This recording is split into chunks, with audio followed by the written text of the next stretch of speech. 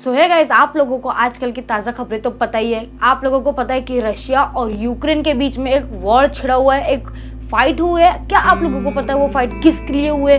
क्यों Ukraine Russia एक दूसरे पे बम दाग रहे हैं? क्यों रशिया यूक्रेन पे मिसाइल फेंक रहा है? क्यों हेलीकॉप्टर क्रैश हो रहे हैं? अगर आप लोग जानना चाहते हो तो मेरे वीडियो को एंड तक देखिए। आजकल न्यूज से बहुत जगह आ रही है कि इन दोनों की फाइट के बीच में वर्ल्ड वॉर 3 भी स्टार्ट हो सकता है। क्या आप लोग को लगता है कि वर्ल्ड वॉर 3 स्टार्ट हो सकता है? इसलिए आपको बहुत पहले जाना होगा, यूक्रेन की हिस्ट्री जाननी होगी, क्यों यूक्रेन के बीच में ये सब झगड़े हो रहे, क्यों रशिया उस पर दाग रहा है। क्या आप लोगों को पता है कि जो यूक्रेन है वो 2 पार्ट्स में डिवाइडेड है।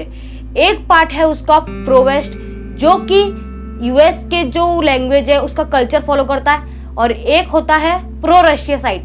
प्रो रशिया मतलब जो रशिया के बॉर्डर से चिपका हुआ है, वो रशिया के ट्रेडिशन, रशिया की लैंग्वेज, हर चीज रशिया की फॉलो करता है, और वो कहते हैं कि हम यूक्रेन का पार्ट नहीं है, हम सिर्फ रशिया का पार्ट है। इसलिए आपको 90s के दशक में जाना होगा, आप लोगों को हर चीज की हिस्ट्री जानना पड़ेगा। क्या आप लोगों को पता है कि एक 15 कंट्रीज का ग्रुप होता था जिसे यूएसएसआर कहा जाता है। यूएसएसआर का मतलब है union of Soviet socialist Republic, जो 15 कंट्रीज को मिलके बना हुआ होता है, जिसमें यूक्रेन और रशिया भी उसके पार्ट होते हैं।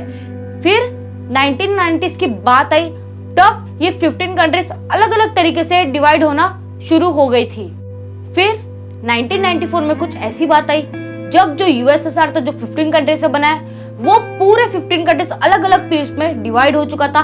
15 कंट्रीज अलग हो गई थी और सिर्फ एक ही चीज बचा था, जो कि है रशिया।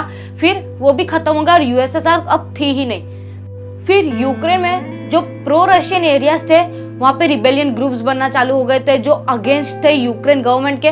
वो यूक्रेन में ही रहते थे, लेकिन फिर भी वो यूक्रेन के गवर्नमेंट के अगेंस्ट थे और कहते थे कि हम रशियन हैं, हम रशियन लैंग्वेज फॉलो करते हैं, हम पूरे रशियन हैं, पर हम यूक्रेन में नहीं रहेंगे, हमें एक अलग कंट्री चाहिए। तब से रिबेलियन शुरू हो गया था। कोई कंट्रीज प्रो रशियंस को वेपन्स नहीं दे सकती थी यूक्रेन के अगेंस्ट फाइट करने के लिए, क्योंकि वो अभी भी यूक्रेन का पार्ट थी। वो इलीगल रहता अगर कोई कंट्रीज उसको अगेंस्ट यूक्रेन के जाने के लिए वेपन्स देती। जैसे कि एग्जाम्पल देख सकते हैं आप, कोई भी पाकिस्तानी ग्रुप है वो लीगली जो कश्मीर में पाकिस्तानी टेरर ग्रुप से उनको वेपन्स नहीं दे सकती है।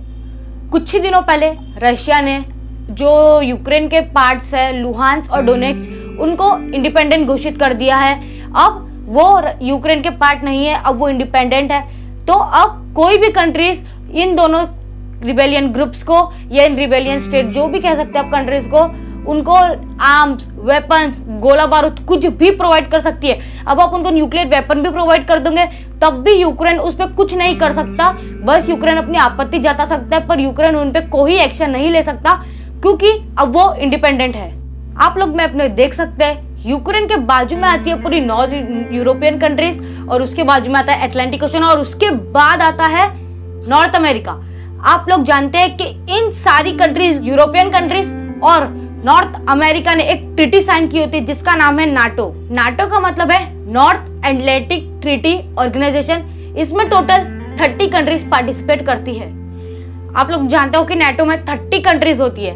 नाटो में क्या होता है? नाटो में यह होता है कि अगर कोई भी कंट्री, इन 30 कंट्रीज जो नाटो में पार्टिसिपेट करती है, उन पे अगर कोई भी कंट्री अगर एक पे भी अटैक करती है तो ये पूरी 30 कंट्रीज एक हो जाएंगी और उस एक कंट्री पे अटैक कर देंगे।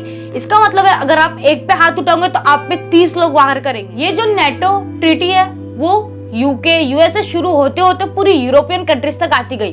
बहुत सारी कंट्रीज जिन्होंने ज्वाइन नहीं किया, जैसे बेलारूस हो गए, यूक्रेन हो गई, और बहुत सारी छोटी छोटी कंट्रीज हैं जिन्होंने नाटो ज्वाइन नहीं किया, क्योंकि वो लोग इंडिपेंडेंट, न्यूट्रल रहना चाहते थे हर कंट्रीज के बीच में। तो अब बात आती है कि इन सब में रशिया का क्या काम है। आप लोगों को पता ही है, जैसे नाटो यूरोपियन कंट्रीज को लेके आ रहा है, तो जो अपना रशिया है वो डर रहा था कि यूक्रेन भी है जो नाटो को ज्वाइन ना कर ले। अगर यूक्रेन नाटो को ज्वाइन कर लेता तो जो रशिया है वो कभी भी यूक्रेन को हत्या नहीं सकता था, यूक्रेन को अपने अंडर नहीं कर सकता था। अगर यूक्रेन नाटो के अंडर आ जाती ही तो यूएस गवर्नमेंट है वो अपनी मिलिट्री, एयरफोर्स, हर चीजें यूक्रेन में लाके रशिया के बाजू में खड़ी कर सकती है। नाटो में ऐसा होता है कि कोई भी कंट्रीज पे अगर अटैक हुआ तो सब कंट्रीज अपनी मिलिट्री फोर्स कहीं पे भी नाटो कंट्रीज में लगा सकती है, कहीं पे भी वहां से अटैक हो सकता है। रशिया डर रहा था कि अगर यूक्रेन नाटो ज्वाइन कर लेती तो वहां पे यूएस की मिलिट्री आ जाती। आप सब ये जानती है कि रशिया और यूएस के बीच में 36 का आंकड़ा है। रशिया अपने बाजू की कंट्री में कभी भी यूएस की आर्मी नहीं चाहती है, इसीलिए रशिया ये चाहता है कि कभी भी अपने बाजू में यूएस की मिलिट्री ना आए। तो ये था पार्ट 1 वर्ल्ड वॉर 3 का। अगर आप पार्ट 2 भी देखना चाहते हैं तो मेरे वीडियो को लाइक करें, चैनल को सब्सक्राइब कीजिए। मिलते हैं अगली पार्ट 2 में, तब तक के लिए थैंक्स फॉर वॉचिंग।